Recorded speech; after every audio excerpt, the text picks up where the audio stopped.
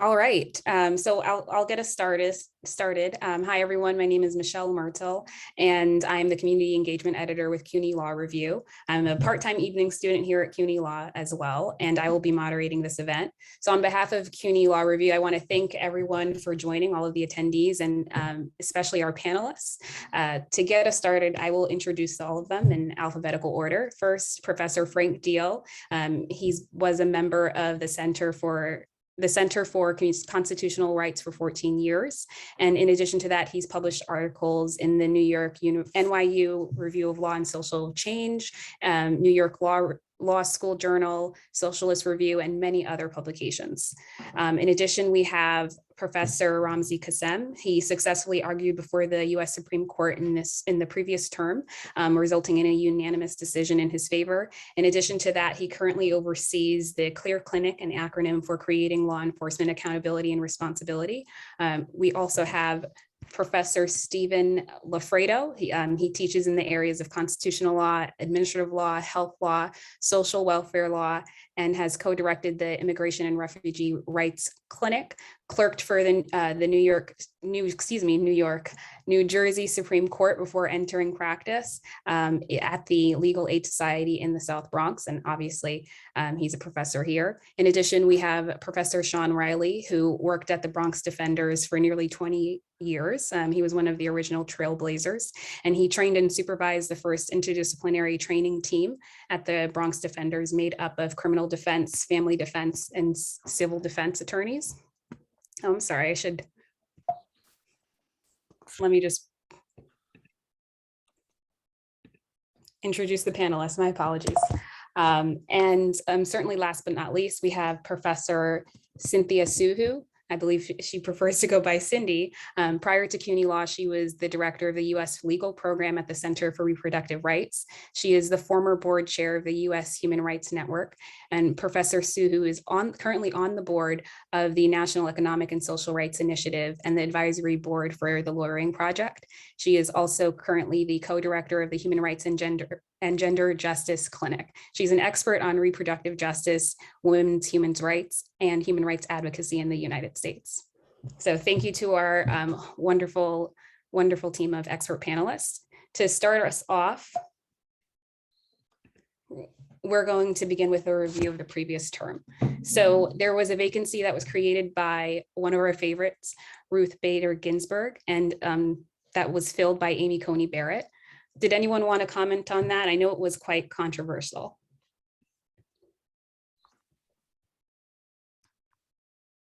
Well, I'll just say, I mean, from the reproductive rights and reproductive justice perspective, we see flurries of anti-choice legislation every year, but there was definitely a steep increase after Justice Kavanaugh took a seat and then Ruth Bader Ginsburg. And like what we saw is really that the legislatures are really no longer happy to pick around the edges of the undue burden standard, but really started passing laws that were clearly unconstitutional. And I mean, I feel like there's just sort of this feedback loop in terms of appointing justices who were vetted by the Federalist Society, right? Who were vetted because they were anti-choice, and then sort of this feeding frenzy once they took their seats, where states were kind of competing with each other to pass like the most ludicrous restrictions on abortion rights. And I mean, I feel like that might be the case across the board, but just this, just this idea that legislatures no longer are sort of just waiting for the Supreme Court to overrule established precedent. I can add one thought, probably nothing you all don't know already, but before Justice Ginsburg left the court, the midpoint justice was the Chief Justice. And the reason that was important was because although Chief Justice Roberts is no friend of progressives and no friend of proper interpretation of the Constitution, as I see it, he has some institutional commitment to prevent the court from seeming just overtly partisan and overtly ideological, so that in some cases, even though maybe his emotions would push him towards the conservative side, he would vote in an institutional way with the four liberals. Now that Barrett is on the court, the conservatives don't need Roberts anymore. So they can take positions that are quite wildly, in my view, radical on 5-4 votes. And we've seen 1 or 2 of those already. So we're in dangerous territory, as you all know. Thank you, Professor Loffredo. And speaking of, one decision that was recently made in the previous term involved or implicated one's rights under the Voting Rights Act. Professor Deale, did you want to discuss that? Yeah, I do. This is a case that came out of the state of Arizona. And I think that it's important to put the case in a somewhat bigger context than the rules that were at issue in that case, namely a prohibition on so-called ballot harvesting, where a person other than your family member, essentially carts the ballots to places where they're deposited, mail-in ballots, that is, and the other involving how you actually count absentee ballots filed in so-called incorrect precincts. But the bigger picture here is really that Arizona is one of a tiny number of states in the United States that was covered in toto by Section 5 of the Voting Rights Act, the provision which was almost wiped out by the decision in the Shelby County case, which means essentially that every jurisdiction in Texas and Arizona that made a voting change had to get those changes pre-cleared by the Attorney General of the United States. When the Supreme Court essentially declared Section 4 of the Voting Rights Act unconstitutional, therefore severely damaging what's left of Section 5, it freed states throughout the country to essentially enact all of these little provisions that have serious effects that would not have come into place without Department of Justice pre-approval. Well, Arizona was one of the states that jumped on the bandwagon right away and put in place a series of rules like the 2 that were at issue in that case. And what's challenging about it is that these types of infractions, I'm not even sure how to call them, what to call them. I'll call them abridgments for now. But, Section 2 of the Voting Rights Act really in its most recently amended form was really designed to pick up major structural geographical changes, that result in vote dilution, right? And that's kind of what the legislative history focused upon. But once Section 5 was diminished, plaintiffs had to shift to litigating these infractions, these abridgments under Section 2. And what made this case so important is the fact that this was one of the first cases where the court essentially had to deal with that switch in doctrine, really looking at these types of abridgments under Section 2 when Section 2 was really designed to pick up vote dilution. Bottom line is that the court was tasked to see whether or not there was some kind of disparate impact that resulted from these 2 rules that were put in place. The court kind of started off by saying we're not going to pay any attention to the kinds of disparate impact cases that the court has most of its history with, which is namely in the area of employment and in the area of housing. It's just sort of cast out all that history and started anew, looking at the Voting Rights Act under Section 2, and first of all said its statistics that the plaintiffs put forward were all meaningless, despite the fact that in terms of these precinct rules, Arizona is way outside the boundaries of other states in this country, meaning that they throw out 1 out of every 3 ballots that are thrown out in this country because a voter has voted in the wrong precinct. 1 of those ballots has come from the state of Arizona. They are way outside of normal territory in terms of how many ballots they throw out because the voter has gone to the wrong place to essentially cast the vote.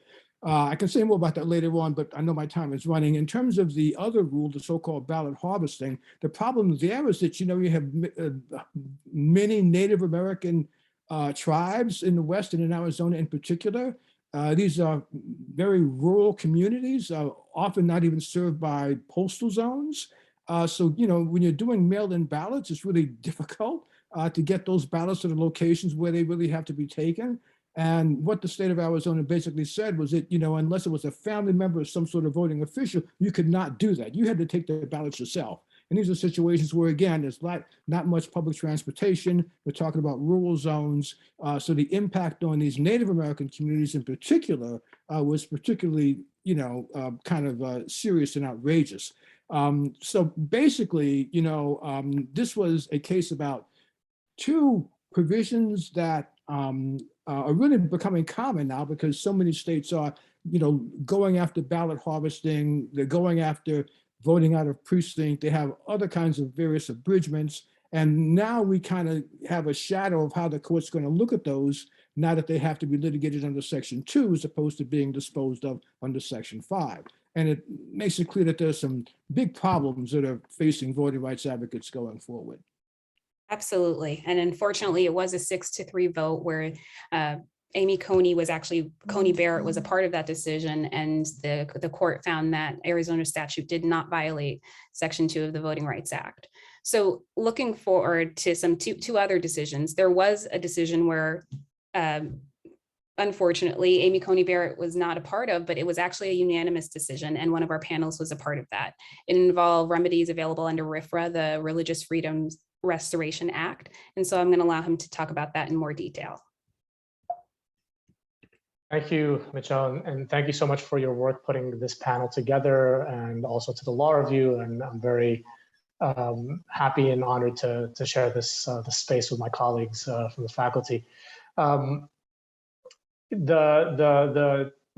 ultimately became the Tanzan v. Tanvir case decided in the last term began actually here at CUNY in 2012 when we were still in, well, actually even earlier in 2011, when we were still in the old CUNY Law School in Flushing, Queens, when 4 Muslim men independently of each other walked into the clinic and met with teams of your predecessors in the clinic, students who were working in the CLEAR project at the time, and reported very similar occurrences. They had all been approached by the FBI for questioning. The FBI attempted to recruit them to work as informants for the FBI to collect information broadly on Muslim identified communities in New York City and beyond, including like in virtual spaces. They were asked to go into mosques. They were asked to go into their own places of worship and to report back on what was being said. And all of them declined. All of them refused and found themselves on the no-fly list. And the agents who attempted to recruit them came back and said basically that if they had gone along, if they had played ball, maybe they wouldn't find themselves in this situation. And if they changed their minds and worked as informants for the FBI, that the agents would be able to have them removed from the no-fly list. Of course, the impact of being on the no-fly list for our clients meant that they lost jobs. They lost years of being with their loved ones overseas, including aging parents and grandparents, spouses, children who spent years without seeing their relatives, who couldn't board a plane into or out of the United States. So that was the inception of the Tanvir case. We brought in our friends from the Center for Constitutional Rights and from the law firm of Debevoise and Plimpton. We sued in the Southern District of New York. And there was a combination of claims against official capacity defendants, basically asking for injunctive relief, asking for our clients to be taken off the no-fly list so that they could resume their personal, professional, and like family activities. All of our clients, again, were green card holders or US citizens, but they were all immigrants. And so, not unlike many immigrants in New York City and all over the country, they would travel overseas back to their countries of origin once a year to spend time with family, and they weren't able to do that. One of them was a truck driver. He would need to travel from one job to the next, and so he lost his job as a result. Another of our clients was not able to pursue educational opportunities or employment out of state. So we were hoping, one of the main objectives for our clients at the time was to be removed from the list. So that was the claim against the official capacity defendants. And then there were individual capacity claims against 24 FBI agents, some named, some unnamed, seeking damages under the Religious Freedom Restoration Act. And we also had a Bivens theory in there. The district court scheduled oral argument on the government's motion to dismiss our complaint. And literally 4 days before that first major court appearance on the case, we were contacted by an attorney for the government who said that all of our clients were off the no-fly list, and would we basically withdraw our complaint. We waited to verify that fact. We obtained verification in writing, and of course, in practice, made sure that our clients were able to travel. And eventually we agreed to first stay and then eventually dismiss the official capacity claims because those were moot. We were asking for our clients to be delisted. They had been delisted. We had it in writing. We confirmed in practice that our clients were able to travel. And so we collectively within the legal team, the students here at CUNY, the attorneys at the other organizations I mentioned, decided to withdraw, to dismiss those official capacity claims. But we carried on with the individual capacity claims seeking damages because the fact that our clients were off the list meant that they were good for the future, but we wanted to make them whole retrospectively for all the damages that they had incurred over time. And one of the bases for that relief was the Religious Freedom Restoration Act. The Southern District of New York ruled against us, effectively ruling that our clients could not seek damages under the Religious Freedom Restoration Act from individual capacity federal officials, the agents, the FBI agents in this case. We took that up to the Second Circuit. The Second Circuit reversed. We had a panel that unanimously held that as a matter of statutory interpretation, you could pursue that relief under the statute against the agents to try to get damages out of their pockets, basically. The government delayed and then eventually petitioned for rehearing en banc, which was denied by a majority of the court, but you had 3 members of the Second Circuit who signed on to dissents from denial of rehearing en banc, which is a pattern that we've seen repeatedly in the Second Circuit and the Ninth Circuit and a few other places, where these dissents are in a way calculated to work as cert bait. And the government eventually, under the Trump administration, did petition for cert. We opposed it, but what's been happening in the last few years is that when the federal government petitions for cert, they usually get cert, even though the usual grounds for a grant of cert, a circuit split was absent. In fact, the only other circuit ruled in line with the Second Circuit. None of the grounds for cert were really present, but the Supreme Court granted cert anyway. Argument was originally scheduled for March 2020, but the pandemic led to argument being postponed. That announcement was made literally 1 week before oral argument, and we were reset for October 2020, which so I had time to moot for argument again with students in the clinic and with many of our colleagues on the faculty here. The argument was in October, and in December, Justice Thomas wrote the opinion for a unanimous court, affirming the Second Circuit ruling and holding that as a matter of statutory interpretation, the Religious Freedom Restoration Act allows for damages against individual capacity defendants, including the agents here. This was really the first time in many years that the Supreme Court had ruled in favor of Muslim identified plaintiffs in the quote unquote national security context, which the government played up as much as it could in its briefing before the Supreme Court and at argument, sort of playing up the themes of terrorism. And the implications of the decision are really important, not just for the clinic's clients, but also for anyone really in an immigration detention facility that's run by the government, whose religious rights are being infringed, people who are being humiliated at airports, for example, Sikhs who are having their turbans taken off by CBP, or women who are having their hijabs stripped off at airports. And perhaps most importantly, folks who are incarcerated in the Federal Bureau of Prisons system, whose religious texts are taken away or who are denied kosher or halal meats, for example. Those folks can now have an additional avenue of accountability at their disposal that they did not have before, which is a bit surprising because this court has been hostile to damages, and particularly damages against federal officials in a civil rights context, and especially in a national security context. So to have this additional accountability mechanism is significant beyond the 4 corners of our clients' concerns in this case. Thank you, Professor Kassem. And I just want to commend you on your oral arguments. I did listen, and I would have voted in your favor as well.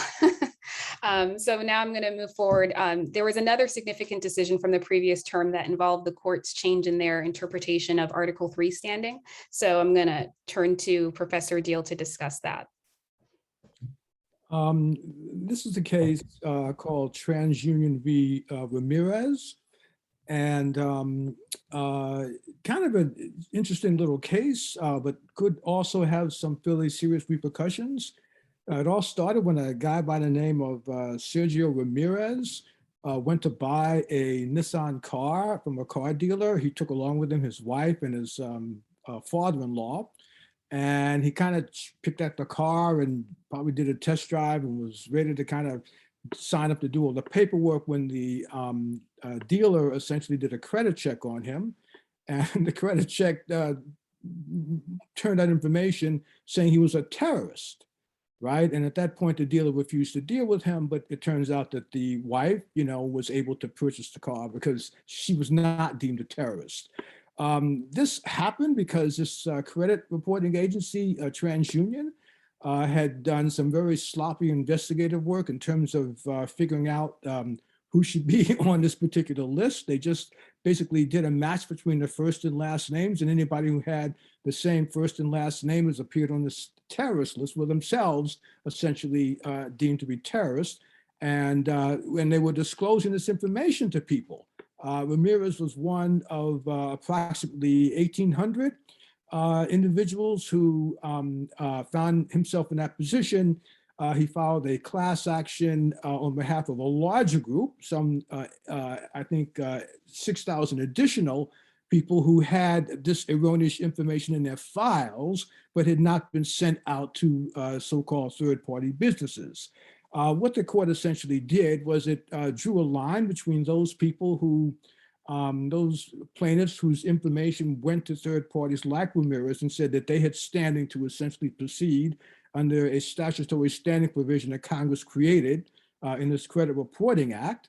But the larger class members, some 6,000 people, were not allowed to go forward because the information was erroneous and in the files, but it had not been shared with third parties.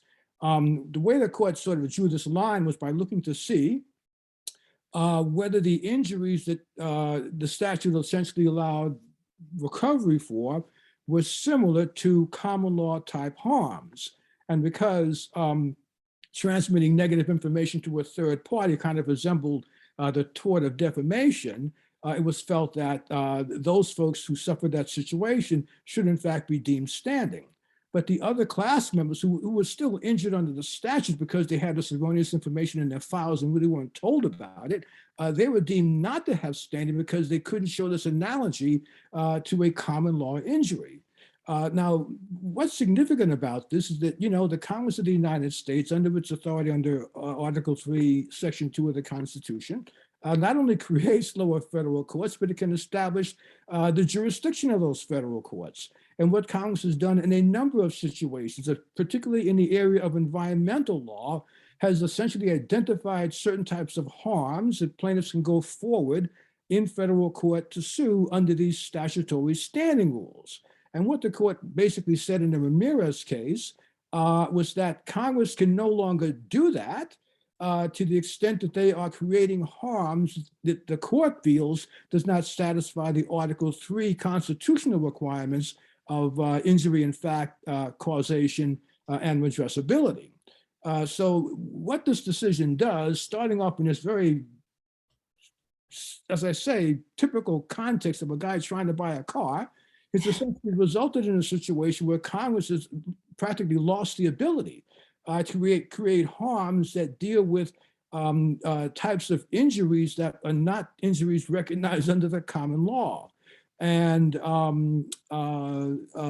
this is, I think, a fairly serious situation because, as we know, Congress has its responsibility as a legislative body to essentially identify certain harms, provide remedies for those harms. But if, in fact, the harm has to be something analogous to the common law, which is really a beast in so many circumstances, it's certainly going to undercut Congress's powers to enact legislation creating harms where the court is not of the view that they, in fact, satisfy the requirements of Article 3. As I said, it wasn't a disaster in terms of the class action because, some of the plaintiffs were in fact allowed to proceed to get damages, but most of the class members were thrown out. But the most important and most serious problem with this decision is that it does undercut Congress's constitutional ability to define harms and to provide statutory standing to address those harms. What the court said was that injury in law is not the same thing as injury in fact. And an injury in law is not in itself going to be sufficient to essentially create Article 3 standing under the Constitution. Erin Chemerinsky said this was a sleeper case. We got to keep our eyes on it because we don't know what the extent of this rule is going to be. But it certainly, again, portends some problems in terms of getting judicial access to the federal courts under new causes of actions created by Congress under its authorities under the Constitution. Thank you, Professor Deale. It was definitely an important decision. I appreciate you covering that. So we're actually going to begin with our preview of the upcoming term. There are a large number of cases that were approved for cert or were brought before the Supreme Court. And these are the cases that we're going to discuss. We're going to start with abortion rights. And obviously looking at the history of Roe v. Wade, rather in spite of that history, we still have many states and particularly 2 southern states that continue to draft legislation impeding upon one's right to an abortion. So Professor Soohoo, why don't you take it away? Thanks so much. And thank you for organizing this. It's really great for me to be with this panel of constitutional law experts. And there's lots of issues that have come from these cases. I'd love to have people's input on them. So before I discuss the 2 cases that are pending before the court, Dobbs v. Jackson, which I'll refer to as the Mississippi case, and Whole Women's Health versus Jackson, which I'll refer to as the Texas case. I want to give a little background about what the standard related to the constitutional right of abortion has been, just so we can see how far we've shifted. So since Roe versus Wade, almost 50 years ago, it's been well settled that the state can't ban abortions pre-viability. In the 1992 case, Planned Parenthood versus Casey, the court reaffirmed that states can't prohibit a person from making the decision whether to terminate a pregnancy before viability, but it did rewrite the standard and give greater weight to the state's interest in fetal life and regulating abortion for health reasons. So as a result, you can think of it as the new standard under Planned Parenthood versus Casey as kind of a bifurcated standard. And statutes that banned abortion outright before viability or prohibited abortions based on a person's reasons prior to viability were routinely struck down. And this has been the case since Roe versus Wade. But under Planned Parenthood's undue burden standard, states were given greater authority to regulate abortion, even if the regulations made it more difficult for people actually to obtain abortions. And it was sort of recognized that the state had a legitimate interest in regulating abortion to protect its interest in fetal life, and also to make sure that abortions are safe and they're provided in a way that sort of safeguards the pregnant person's health. And the states were allowed to do this as long as these regulations didn't impose an undue burden. And so after Casey, there sort of started to be like this cottage industry of states passing regulations that sort of purported to be about helping women people make decisions about abortion or to make abortion provisions safer, but were really designed to shut down abortion clinics. They were really like requirements that were never required for any other comparable health service and totally arcane and really made it much more expensive. So the issue really had been, when does a regulation become so burdensome that it becomes an undue burden? And in the 2016 case, Whole Women's Health versus Hellerstedt, the court actually put some teeth into the undue burden standard, and it struck down regulations that would have forced like 3/4 of the abortion clinics in Texas to close. So this was actually a watershed, but this was before the changes in the Supreme Court, right? So then in 2020, the Supreme Court heard another case, June Medical, which was basically the exact same statute. And the only thing that had changed really was that the composition of the court. And the court again held that the statute was unconstitutional, but it actually watered down the standard because Roberts was required as sort of a fifth vote And he basically undid what the court did in Whole Woman's Health. So that was sort of where we were before now.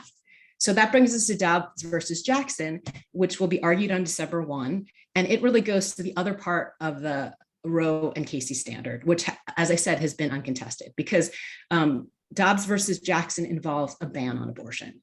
It's a Mississippi law that bans abortion at 15 weeks. And this is well before fetal viability, which is usually around 24 weeks. And this is the first time that the court has actually heard a pre-viability ban since Roe versus Wade. There's no circuit split on the issue. Even the Fifth Circuit said that this was unconstitutional. And so this case really goes to the heart of Roe. And the question before the court is going to be whether all pre-viability prohibitions on elective abortions are unconstitutional. And the answer is clearly yes. And it's clearly been yes for about 50 years. But now we have a new court. So I think, with Dobbs versus Jackson, we're going to see whether the court will actually overturn Roe versus Wade, or whether it will rewrite the standard in a way that that could essentially gut it. And the other thing I think for Dobbs versus Jackson that we should watch out for is that Roe and Casey are really key cases in the lines of decisions about liberty and substantive due process, right? And this idea that people have the right to personal autonomy and to make intimate decisions about their futures and their families. And if Roe and Casey are overturned, I think we're going to see some pressure on those decisions as well. And one of the amicus briefs actually in Dobbs versus Jackson sort of suggests that the court might take the opportunity to sort of plant the seeds to overrule Obergefell and other cases recognizing LGBT rights. So now I'm going to talk about SB 8, the Texas case. And another thing, just to put in context, one of the strategies of the anti-abortion forces has really been elevating form over substance and really elevating sort of formal protections to rights as opposed to substantive access to the right. So if you think about the undue burden cases, it's really been the court sort of saying you have a right to abortion, but we're going to pass all these laws that are going to make all the clinics closed so you can't actually access it. So that's been one strategy. But another strategy has been to put procedural roadblocks in the way of people trying to challenge unconstitutional laws. And so that includes things like trying to limit standing or to prevent challenges to unconstitutional laws, right? And that brings us to SB 8. And that's really the context in which we have to understand SB 8, the new Texas law. So typically abortion laws are challenged pre-enforcement, right? And this makes sense because you don't want to wait until, this prevents people from losing their right to access abortion, because the harm that a person will suffer is really going to be irreparable harm. And also because if you pass a law that forces clinics to close, it's going to be very difficult or impossible for them to open. So usually challenges to abortion laws are brought pre-enforcement. And usually the defendant will be the state official who will implement the law, right? So usually if it's a criminal restriction on abortion, then you'll sue the attorney general or you'll sue some state official under Ex parte Young, which the con law professors can talk about more. But the thing about SB 8 is it actually prohibits abortion even earlier than the Mississippi law. It prohibits abortions at 6 weeks, but it does so in a manner that's designed to prevent pre-enforcement challenges. And so it raises this fundamental question, right, that can states actually prohibit the exercise of a constitutional right by creating a private enforcement scheme to evade judicial review? And so the way that so I'm going to explain the way that the statute works, but keep in mind that this is a 6-week abortion ban or prohibition, and that all other courts that have dealt with bans at 6 weeks have held them to be unconstitutional. So this is clearly unconstitutional. So what the law does is it prohibits abortions at 6 weeks. And they say when a fetal heartbeat can be detected, which usually there's cardiac activity around 6 weeks. It says, but rather than giving the state enforcement authority, it creates a private right of action.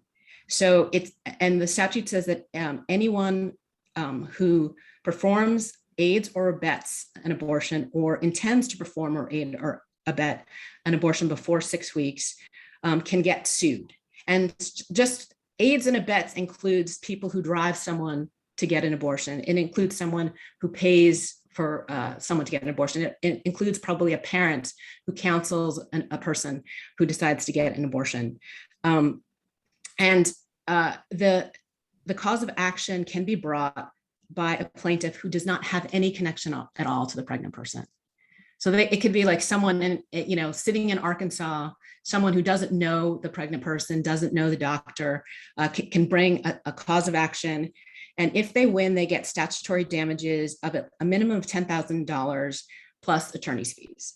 And the law is incredibly biased in other ways as well, in violating due process and normal procedural rules, and really encourages frivolous litigation. So for instance, although plaintiffs can get attorney's fees, no matter how many times defendants are sued, they cannot get attorney's fees.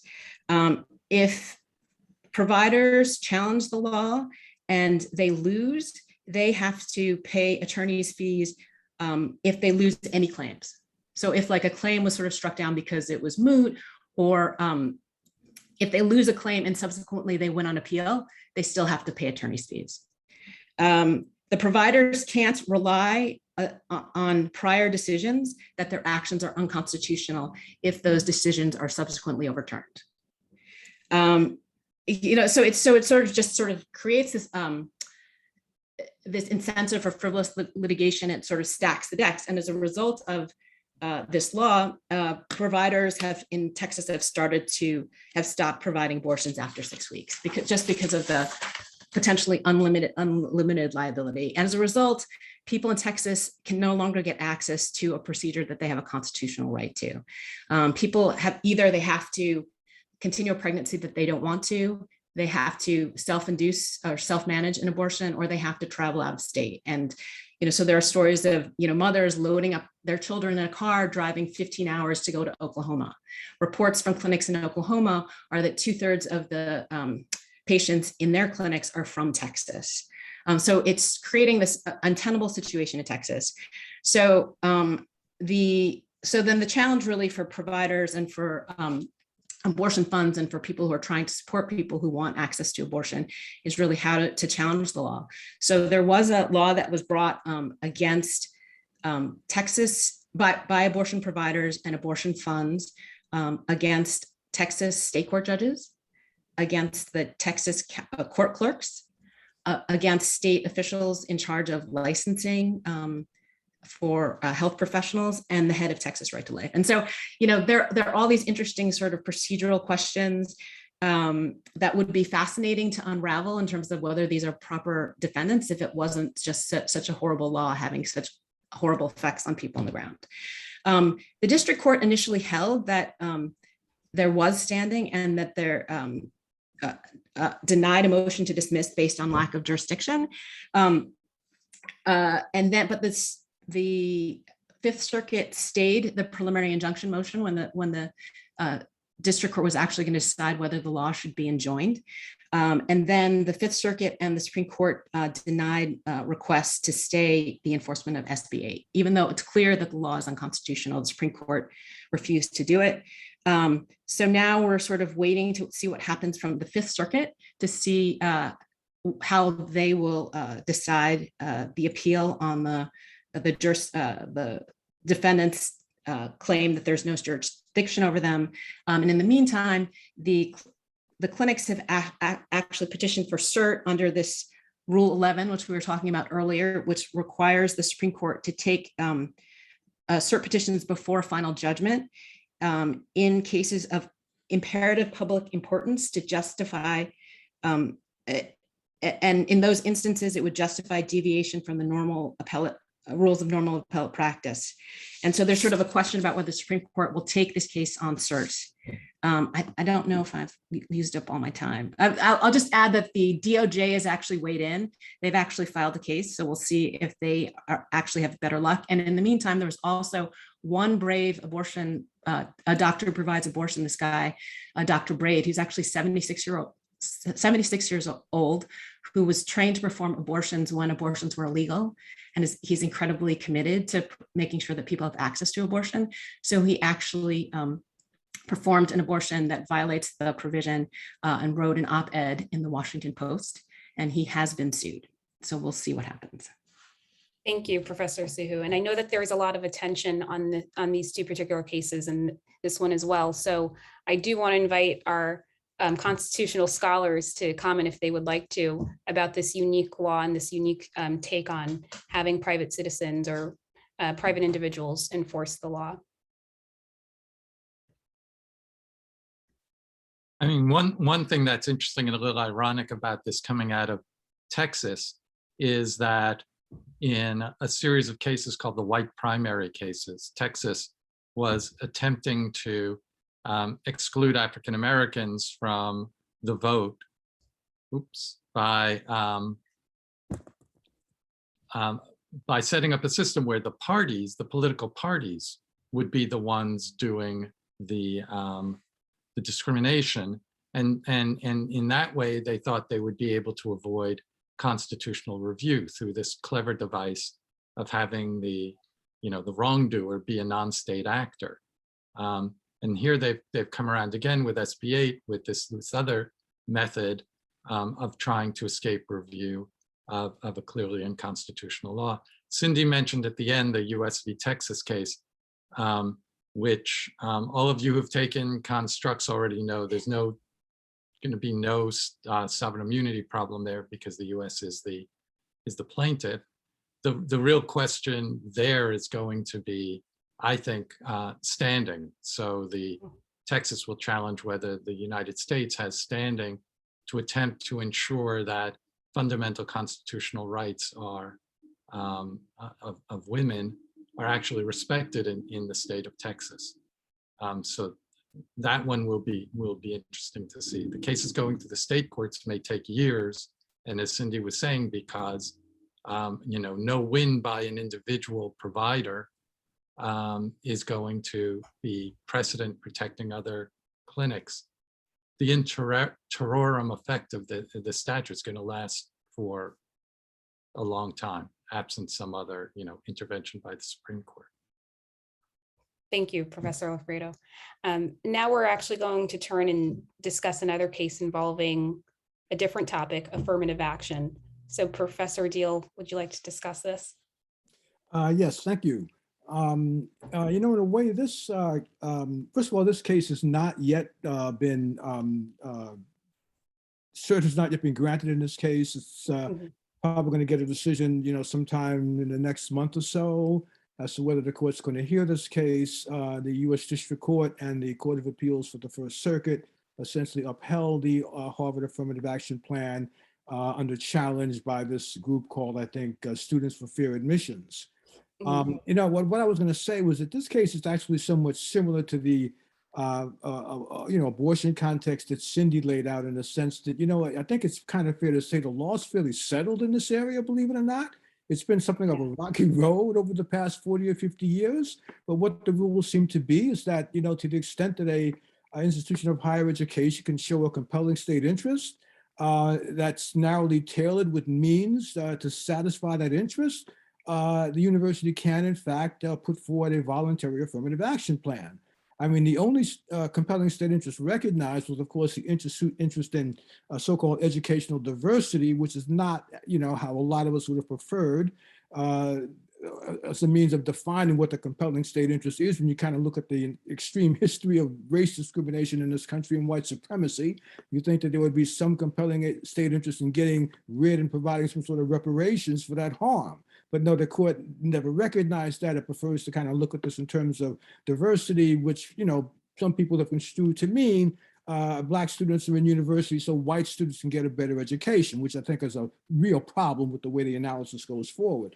But the bottom line is that I think the rules have really much been settled, and where plans have been stricken, it's been because they essentially have not been so keen on the narrowly tailored piece of it. And what the courts have concluded is that there's some kind of quota system operating. That was a problem with the affirmative action plan in the Bakke case, and it was a problem with the so-called undergraduate program with the University of Michigan. But the Harvard program has always been the gold standard, right? This idea of using race as a single factor amongst the whole packet of assets that students bring to universities not relying on it, but being able to count it along with other factors.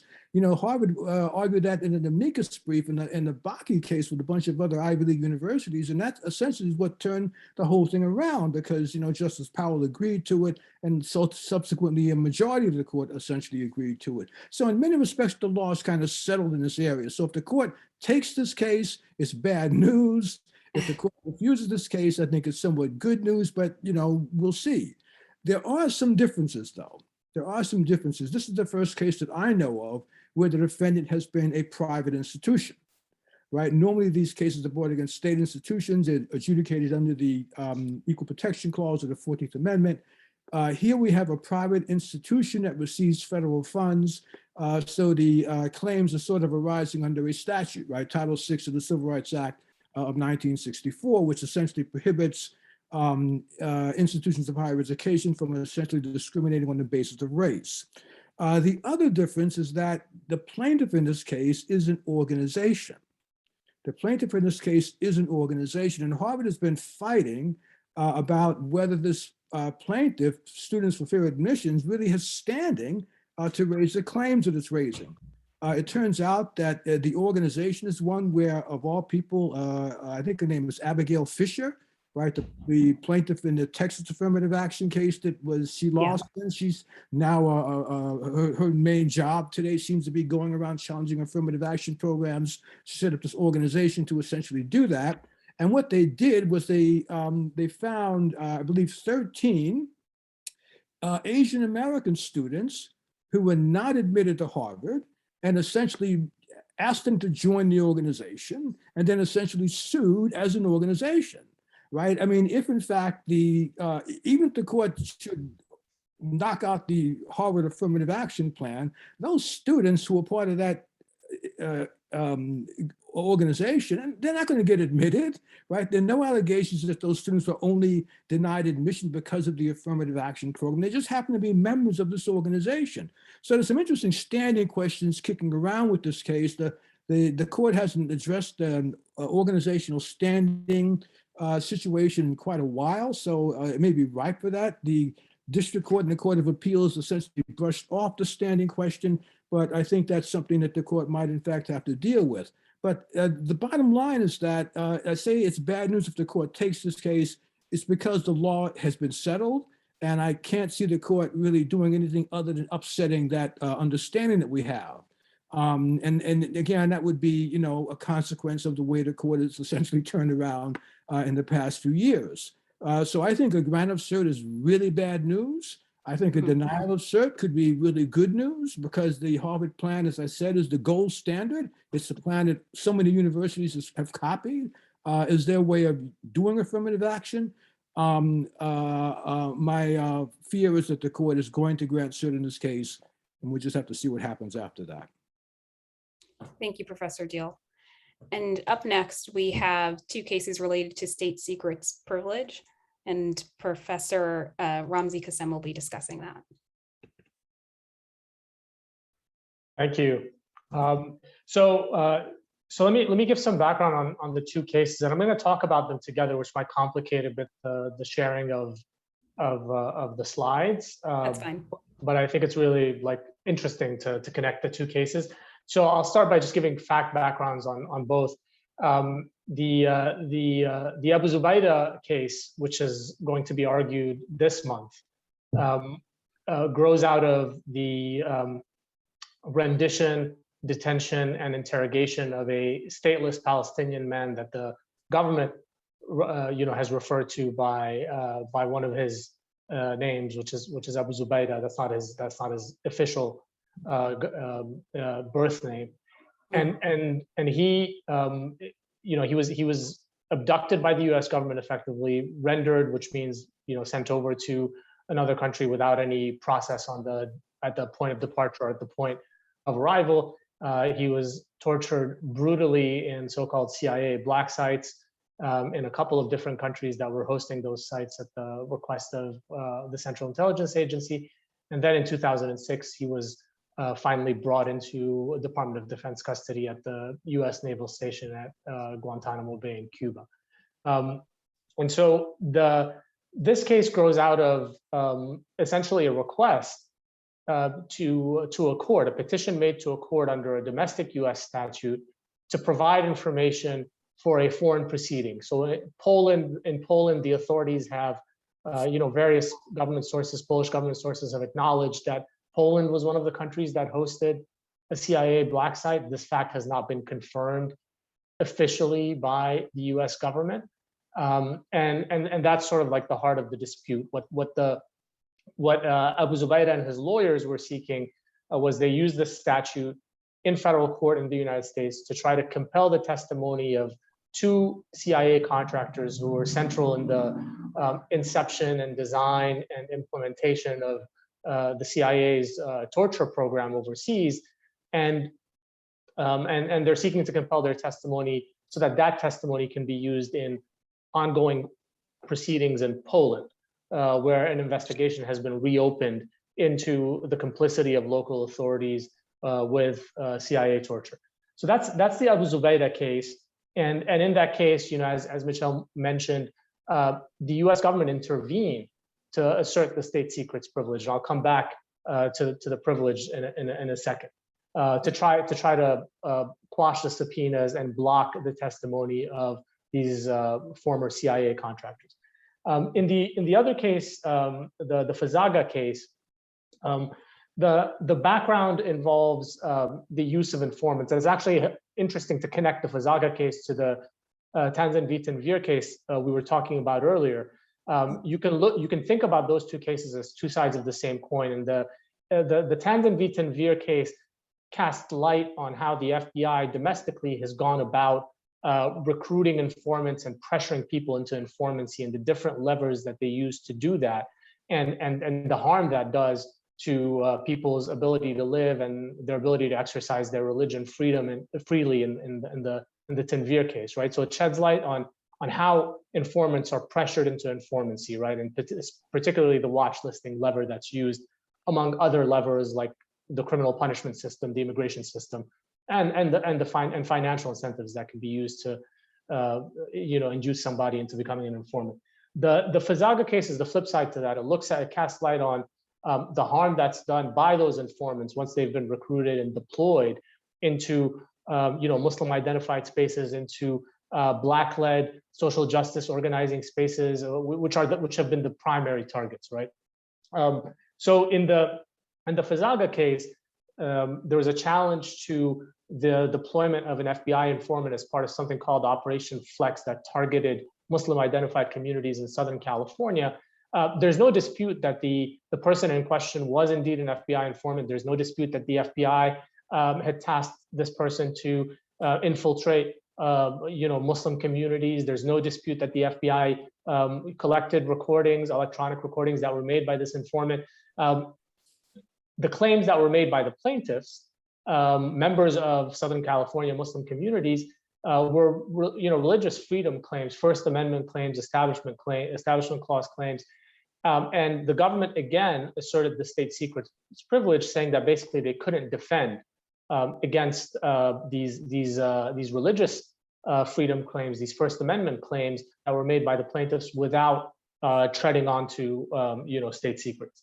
So one way to look at the two cases together, Fazaga and Abu Zubaydah, is to just see them as offering a diptych of the so-called global war on terror, with Fazaga offering the sort of domestic panel with like FBI practices domestically within the continental United States, and Abu Zubaydah illustrating the global dimension of the so-called global war on terror with what the U.S. government was doing abroad. And in both instances, actually both cases come out of the Ninth Circuit with some of these cert bait dissents involved in both cases. Both cases involve a statute contending with the common law privilege of the state secrets privilege. In the Fazaga case, you have the Foreign Intelligence Surveillance Act, which is a 1977 statute that was passed in the wake of the Church Committee investigations into FBI and CIA programs domestically and overseas, including the infamous counterintelligence program, COINTELPRO, whereby the FBI targeted a range of Black-led civil rights and racial justice organizations, including not just sort of famously Martin Luther King, but also Malcolm X, the Black Panthers, student organizers for racial justice. So FISA is involved in Fazaga, and Abu Zubaydah involves 28 USC 1782, which is the statute that permits district courts to order the production of testimony for use in foreign proceedings, and in the Abu Zubaydah cases, the proceedings in Poland. And in both of these cases, you have these statutes that are being pitted against this common law privilege called the state secrets privilege, which dates back to, I mean, the seminal case is US v. Reynolds from 1952 or 1953. It's a Cold War era case, obviously. And what we're going to see with these two cases, the reason why they're both important, and it's important to look at them together, and it's important to see what the court does with them, is that it's going to define the limits of this increasingly invoked privilege, which you know, in the last 20 years, you know, sort of in the post 9/11 era, has been invoked far more aggressively by successive administrations of different political hues. The Obama administration invoked the state secrets privilege, for example. In Fazaga, it was Attorney General Holder who signed off on the affidavit invoking the privilege. The privilege has to be invoked by an agency head, and since 2009, there's an additional layer where you know, the Attorney General also has to sign off. So in Fazaga, because it was the FBI, and the head of the FBI belongs to DOJ, and the head of DOJ is the Attorney General, Holder signed off. In Abu Zubaydah, it was the CIA that owned the sensitive sort of information, the sensitive equities. So both the head of the CIA and the Attorney General signed off on the invocation of the privilege in that case.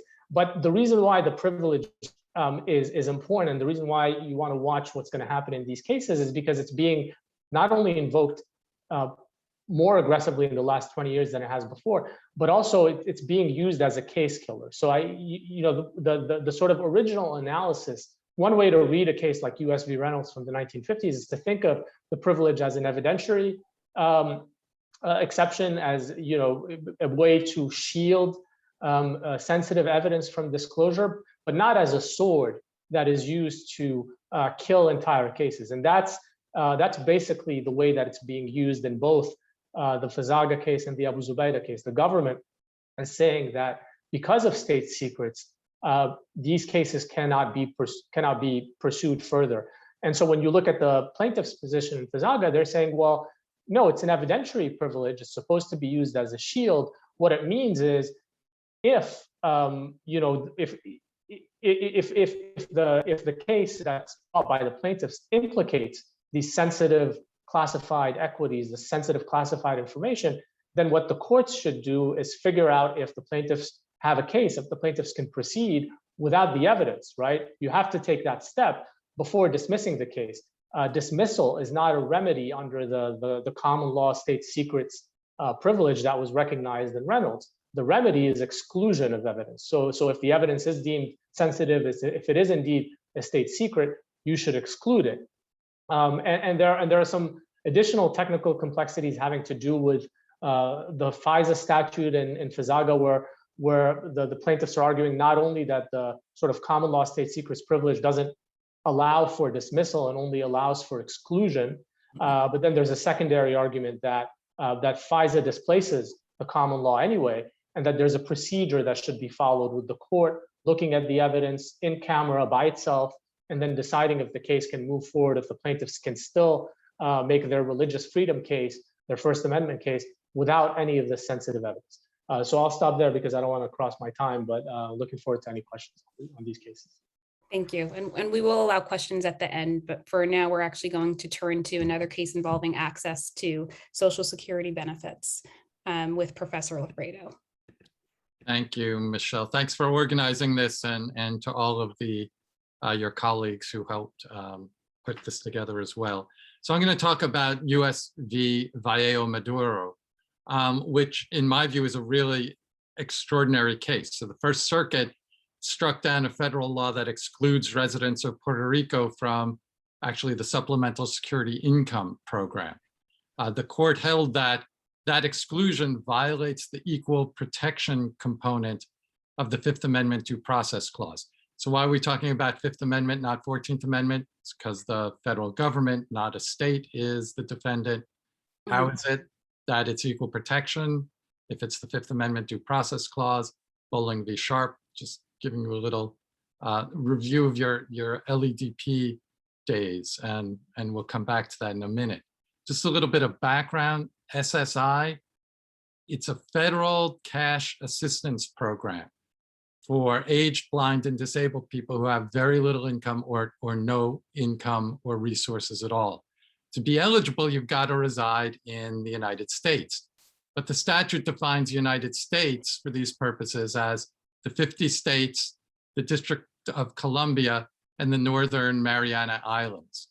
So residents of Puerto Rico, and as you know, everyone born there is a US citizen, those folks are not eligible for SSI. One irony in this case, and maybe it was a factor in the constitutional issue, is that while the poverty rate in Puerto Rico is 43%, which is far higher than the mainland, and the purpose of the SSI statute is to relieve poverty, Congress nevertheless excluded residents of the island from this anti-poverty program. So you may be thinking, well, what are the government's arguments? What are the justifications? On a macro level, it's pretty interesting and kind of terrifying. The government says that the territorial clause of the Constitution, you may be asking, what is that? It's a part of Article 1, Section 8 that gives Congress the authority to legislate for the territories. The government argues that that clause of the Constitution gives Congress power to pass economic and social welfare legislation for the territories as long as there is some minimally rational basis for those actions. Also implicated in this case are the so-called insular cases. What are those?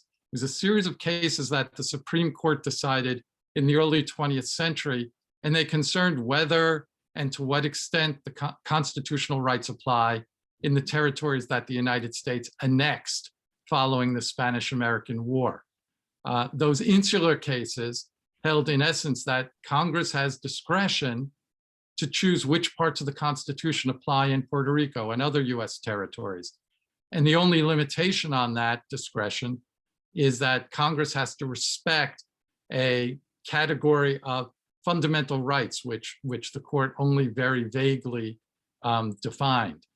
So as you can see, those rulings in a real sense kind of supported a system of colonialism in the US territories. And in practice, Congress has relied on the insular cases, on those rulings, to exclude Puerto Ricans from many benefits that US citizens living in the 50 states enjoy. So what happens in the lower courts? Actually, to back up for a second, think about how might you say the statute violates the equal protection? So the first thing you're all thinking about is, well, what level of scrutiny would apply here? Poverty is not a suspect classification, although I think it should be, but the courts don't. Welfare benefits, not a fundamental right. Plus, you know, Washington v. Davis tells you that classifications that have a disparate impact based on race don't necessarily get heightened scrutiny. The plaintiff needs to show discriminatory intent.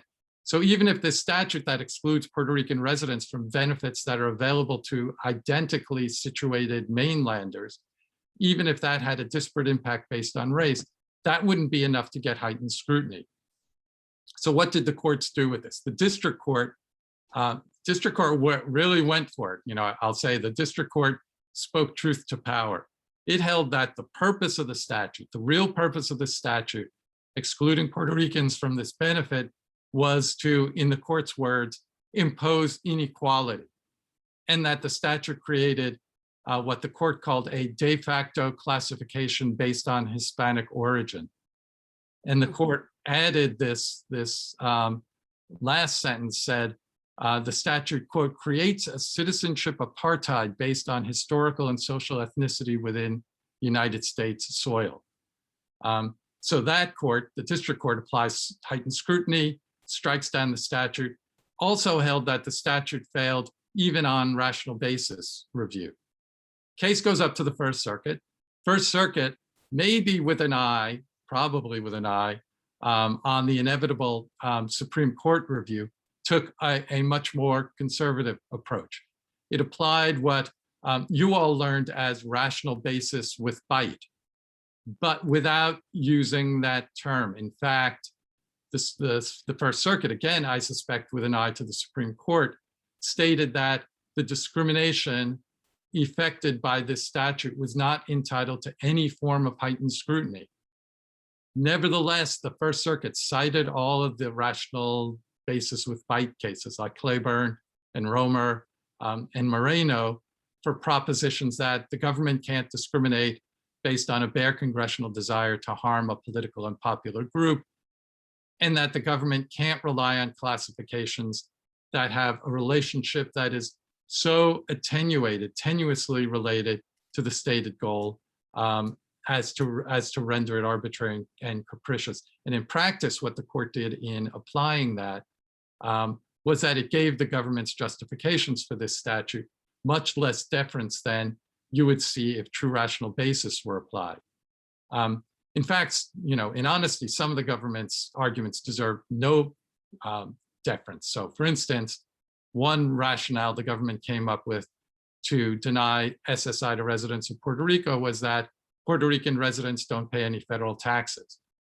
The problem with that is nobody who's eligible for SSI pays any federal taxes. They're too poor to be able to do that. Doesn't matter wherever they live. And more importantly, Puerto Rican residents generally don't pay federal income tax, but do pay other federal taxes. In fact, residents of Puerto Rico pay more in taxes than a number of states on the mainland. And so First Circuit strikes the statute on rational basis grounds. Interesting side note, the ghost of Caroline Products was in the house in this case. So in a footnote, the court says, and I'll give you the quote, it says, quote, "It should be noted that US citizens who reside in Puerto Rico, despite contributing to the national fisc, have no voting representation in the federal government." Why might that be relevant? What does that have to do with adjudicating the equal protection claim?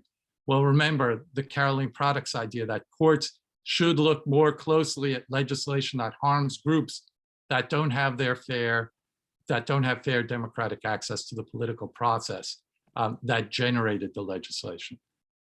Prognosis, I'm afraid to say you don't need my prognosis. You can probably all guess what's going to happen when this goes up.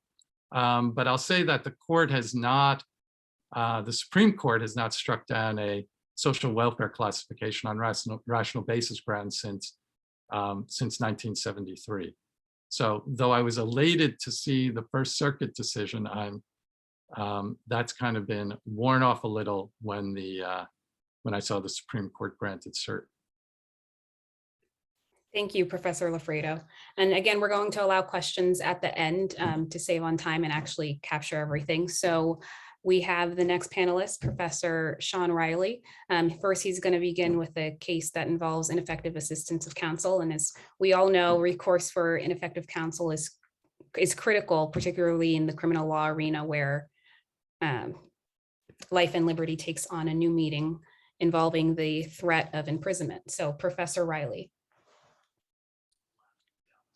I don't see Professor Riley in the room anymore. He's been coming kind of in and out. I'm wondering if he did send me a message that he's been having connectivity issues. I certainly couldn't capture these cases in the same level of detail that he would. Perhaps I know we have many constitutional scholars on hand, and maybe even Professor Kassem could do it without a problem. But I'm actually going to move ahead because I know we are over time.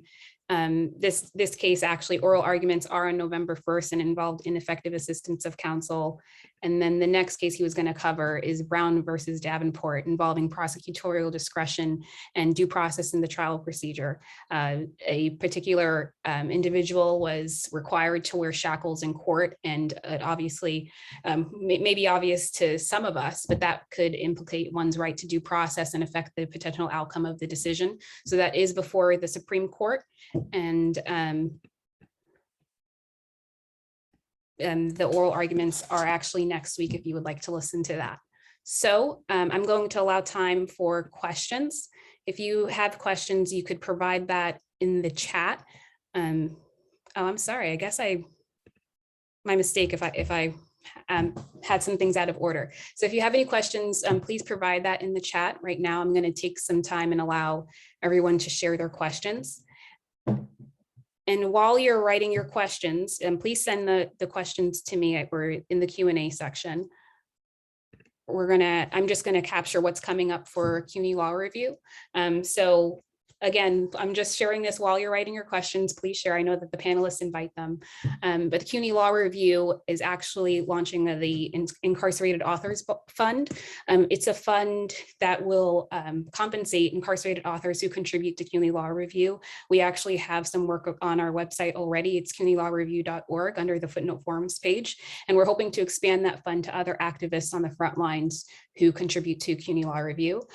Speaking of the front lines, we're actually launching a blog that will be dedicated to capturing the front lines of social justice and sharing that in espresso form. We're going to be launching our blog in January. And also in the spring, we will be holding our annual symposium. It will be a week-long annual symposium focusing on the topic of environmental justice and critical race theory as they intersect. We expect it to be an awakening discussion and much content that will be shared. So with that, I think that was enough time to share questions. It doesn't look like I've received any. If anyone would like to actually contribute to CUNY Law Review or contribute to any of our efforts and endeavors, we have many others aside from what is listed here. Please feel free to scan the QR code. We are a student-led publication. We publish 2 print journals every year in addition to other avenues for publishing, and we are a 501c3 organization. I think we have a question. There's a question for Professor Loffredo. Could you please elaborate on why the United States wouldn't have standing regarding SB 8 in Texas? This person immediately thinks of the Supremacy Clause and assume that Roe v. Wade is the supreme law of the land. Professor? Yes, so I actually think the Supreme Court does have standing in their sovereign capacity to protect the constitutional rights of their citizens against abridgment by states under the circumstance where the state has engineered the abridgment so that ordinary ordinary judicial processes become meaningless, and in a way that, again, has engineered it so that the federal courts can't use their usual authority to oversee and prevent state intrusion on rights. Now, what will the I haven't read the briefs of Texas yet, but I assume they will argue that the interests involved are only the interests of the women themselves and maybe the providers, but that the government doesn't have a free-floating standing to sue in the federal courts anytime a citizen's right is violated by a state. Normally, that argument might have some weight if there was, some alternative meaningful remedy available to the individual or available to the provider through the normal course of judicial proceedings. I think that argument has much less weight when the state itself is responsible for making it impossible for people to enforce their rights through ordinary judicial processes on their own. Thank you, Professor Loffredo. Oh, and sorry, I would just add that I think there's another basis for standing. I think there's an argument that the law preempts federal law because there are federal contractors and programs that might have to provide information about assistance for abortion. So, like, the federal programs might be undermined by the state law. Thank you, Professor Soohoo. Any other questions? It's worth looking at the complaint for the person who asked the question. The US v. Texas complaint is available. It's really worth taking a look at. Thanks for that addition. It doesn't look like there are any other questions. I know that we did go over on time, and I do apologize for that. And And I do want to say thank you very much to everyone who attended, and thank you to our panel of experts. We really appreciate you all joining and providing all of this information about the upcoming term. I know I'm speaking on behalf of CUNY Law Review, but we really do thank you. And I know that many people who participated were looking forward to this event and looking forward to hearing from you. So thank you so much. And hopefully you guys will be listening to oral arguments starting next week.